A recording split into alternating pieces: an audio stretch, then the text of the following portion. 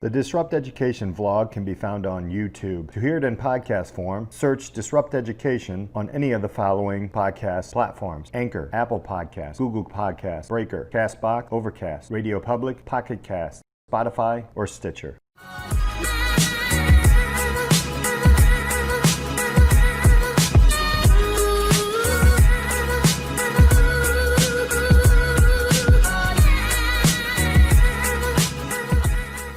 Welcome to this episode of Disrupt Education. I have an amazing guest. He's the co-founder of Sarva Education. He's also a co-author of Kids That Dream Big. There are many, many more things, and he's only 15.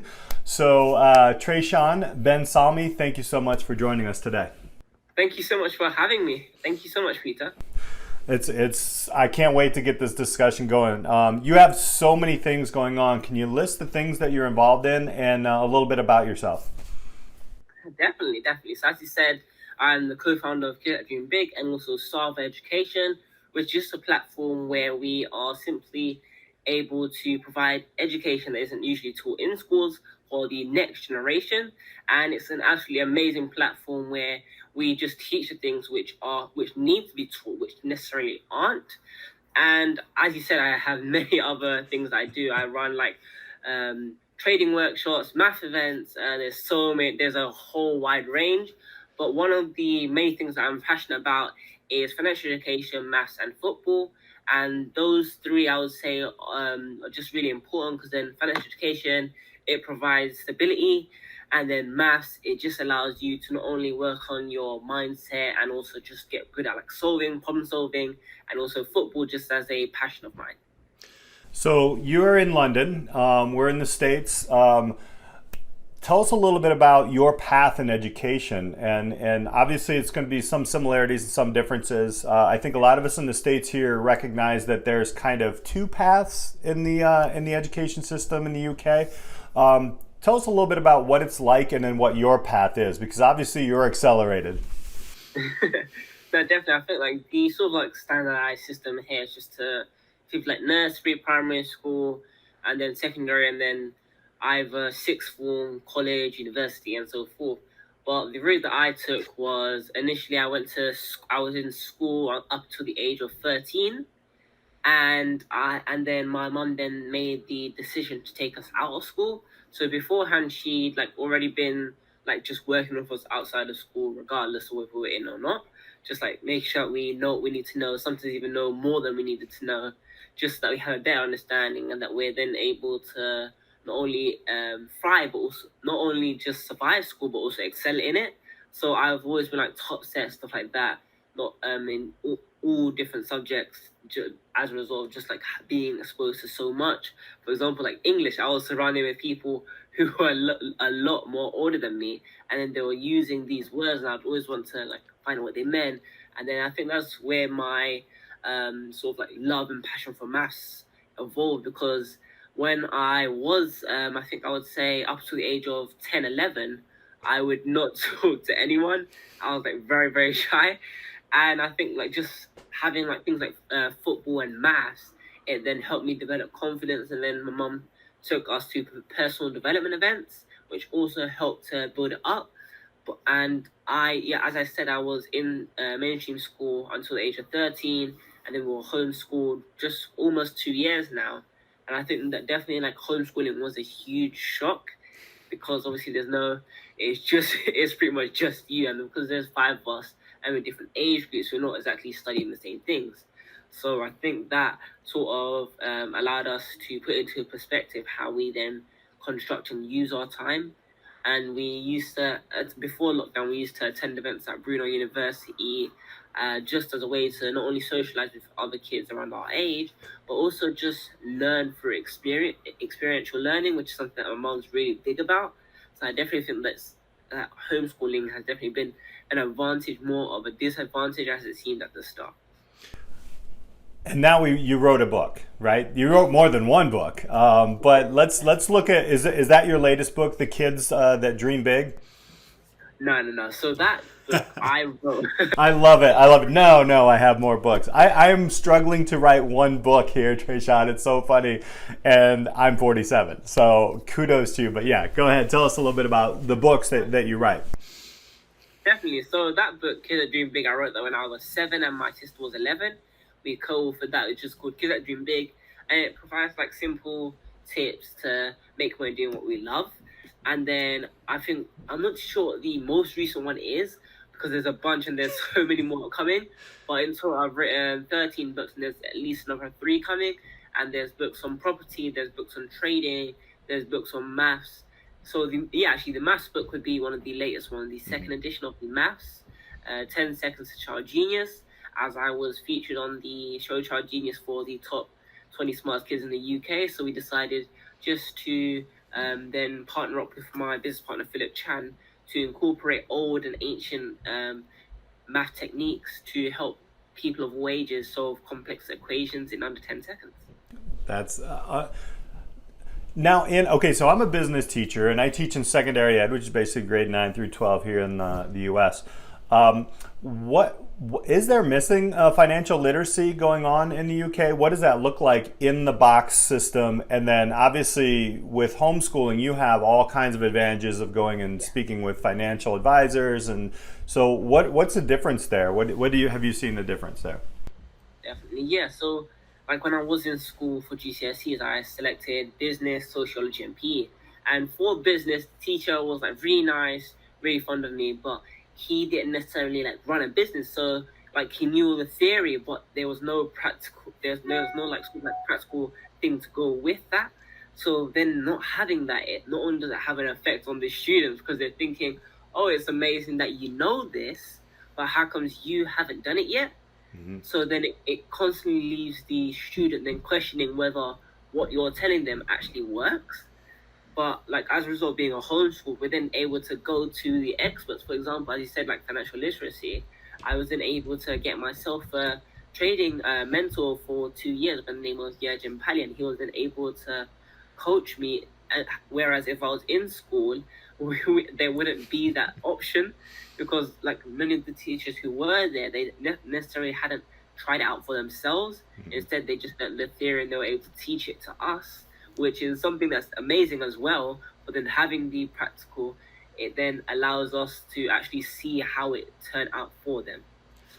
Was there a time when you're in homeschooling, when you were pulled from your school, that you were a little bit frustrated, like mom's taking me here, I got to go to here, why are we doing this? Walk us through that kind of, because I'm sure that was a huge change for a 13-year-old.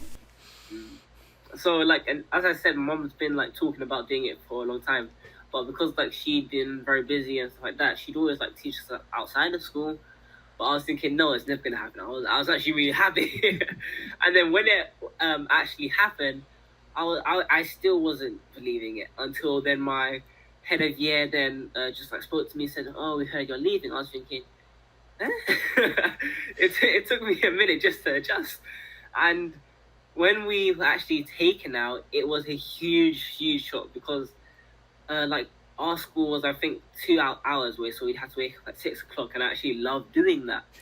And then when we were actually taken out, it was a huge shock, and I like lost a lot of motivation just to learn initially for like the first week or so, and then when I started like getting to the flow of it, like seeing the benefits, and then I started like a couple of my friends, we'd like attend different events together, we'd attend like different sports workshops together and stuff like that just to stay connected as well as through social media.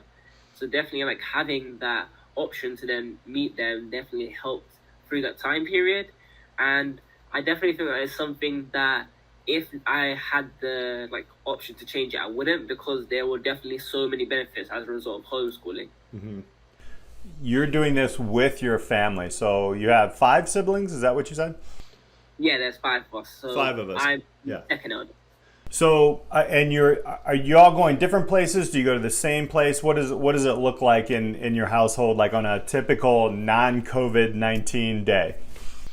Yeah, definitely. So I think like every Saturday we attend Brunel University just for different things, be it science, maths, tech, engineering. So it's all STEM classes there. And then we have an English tutor who comes every, I think, twice a week. Yeah, twice a week. And then, yeah, and then we all do like our own stuff. Like where is it? So I purchased like my sort of like own SAT book because I'm studying for the SATs to go to America, as I got the sort of like scholarship to go there. So it's like in their average day we'd have, I don't know, maybe 3 hours, something like that, each to ourselves just to study and revise. Then we, as soon as we wake up, we read around 30 pages of 3 different books just to keep us in that sort of like flow and just to maintain that sort of like love for reading, because it definitely does help in tests and stuff like that. And yeah, so that would be one of many things that we do in our day. And then just like mostly revising, working, editing, and different stuff like that. But it's definitely fun. Yeah. I have to say, I hope you don't even have to take an SAT to get a full ride, because oh my gosh, looking at your LinkedIn, any university, and I'm just going to say it right now, would be not smart to not take you. They need to take you, man. It's amazing, your feats. So here we are in COVID. We're kind of in seclusion. We're doing a lot of these online chats and different things like that. I'm going to ask you 2 questions. The first question is, how has it changed for you as a homeschooler? Because we know homeschooling is not just sitting at home. You're obviously doing a lot of things. So what kind of different things have you been adjusting to? And then secondly, how do you think like maybe the system now can actually incorporate some of those ideas and techniques that homeschoolers use in a digital world if there has to be some sort of change there? Definitely. So one of the things that has like we've had to adapt out of sort of the whole lockdown scenario is being able to construct our time, because like before we'd spend hours and hours traveling, but now we have those hours up to us to decide what we do. So initially, I can't lie, like in the first week we were a bit more less active than usual. Like I think outside a lot, and now like I would say like in a week we go out for at least a good couple of hours 3 times a day, and just to stay active, because it's something that I really am passionate about. But then I was a bit unsure about how I can do so, and I think that it's then helped us to become more sort of like constructive, because then we're then able to plan a lot more things. We're then able to actually put time aside for different things that we may need to do. For example, it might be like coming up with stuff with the family, maybe new products, ideas, etc. I think one of the many things that mainstream schools are going to have to adapt to the result of this is by seeing how, because like a lot of my friends, they've been saying like the schools are just chucking like so much work on them and is crazy. So loads of them are having to like do it all together, or they might be like that one person who's not as eager to work and they're getting answers from someone else. So now it's then going to change the sort of like thinking and the mentality of schools into seeing how much students are able to cope with, which students are able to do so, and how they are then able to adapt it depending on the student. So, for example, they may be either a less able student or a less motivated. They can then give them little bits little bits on a consistent basis instead of chucking it all at them. And then for the kid who may love work, they're then able to have things constantly on top of them, because like let's say they do finish, they're just going to head over to the video game. So it's constantly about just maintaining that focus, really. Mm-hmm. You just described my son. Huge gamer. But, you know, he's been working in like Photoshop and trying to figure out new things. So what kind of advice would you have for a secondary education student, say in their teens right now? Because motivation as an educator is a ginormous thing. I've even changed the way that I taught, because that first week we were like, oh my gosh, we have to actually teach school in their home. And then we started to adjust. We started to learn, okay, wait, this isn't the way it's supposed to be. Let's give one big project, let people play around with it and see what happens, which I love. I'm a design thinker by nature. What kind of advice would you give a student who is in the system and doesn't have the opportunity to do a homeschooling piece, but now they kind of have this opportunity to explore a little bit at home. What kind of advice would you give that young man or woman? Definitely. So I think like there's three different things. So I think the first one would just be to stay motivated and also work on your weaknesses, because like I was like great at the two subjects, English, maths, and then also PE. But then in for science, I wasn't necessarily as strong, so I'd constantly love to work on maths, English, and PE and things like that. But then it actually put into perspective how yes, it's good to work on your strengths, but it's more important to focus on the weaknesses so then you get a balance. And secondly, it'd just be stay motivated, because like eventually we'll come out of this, and when we do, if you're not then putting in that consistent work, then you'll be behind your friends. And instead of getting that free time to maybe an hour or so just to play games with them, you then have to use that hour to then catch up on things that you should have been doing now. And third is because everyone's at home, everyone's on social media, you can then utilize this. For example, you may be skilled, very skilled in English, like far beyond your years, but then able to create a huge channel, podcast, different things, because there's so many people who are looking for those answers to their problems, and especially at a time like now. Wonderful, wonderful. I think the motivation after trying to do something that you're not good at, that's the biggest trick. And I love that because it's so key. And understanding, obviously, we got connected on social media. It's amazing. We're on both sides of the pond. I mean, there's so much opportunity, and I love to hear that from even a young man like yourself. Let's go into a little bit of Sarva education, right? So this company was founded, let's see, let me go back into my notes here, in June, right? So it was just founded. What kind of things do you hope to do with that? Go a little bit deep into Sarva. Yeah, definitely. So the whole sort of like vision and mission of Salva.net is preparing the next generation for the world of tomorrow. And it's all about turning learners into leaders. And it's just about like the word Salva means all inclusive, like a family. So we're trying to create this family on the internet where we're all soaring together. And it's just it's an absolutely amazing platform. We have so many things that we're really excited to launch in due time. And the whole sort of like aim is just being able to provide, as I said, things that are key in life which aren't necessarily taught in school. For example, it may be things like emotional intelligence, how to show up to meetings, how to dress, how to address different scenarios. And it's just like simple yet effective, and sometimes even complex things that will not only change where we live our lives for the better, but have a better impact on others and actually encourage and influence them to do the same. Spectacular. And just beginning, what are some of the early things you've learned about starting this business? I think that one of the many things that we have learned is just how much we actually have available to us. Because as I said, social media is an absolutely amazing tool if used correctly. So it's something that we have been able to like actually spend a lot of time on this before even actually putting anything together, because then it allows us to think in the mindset as of it's already here, and what we need to do to then make sure that it does so. Fantastic. Where can people find you, all your entities? How do I get people to connect with Trayshawn? So yeah, so anyone who wants to connect with me can connect with me all over different streams of social media, apart from Snapchat and TikTok, because I'm not on there as of yet.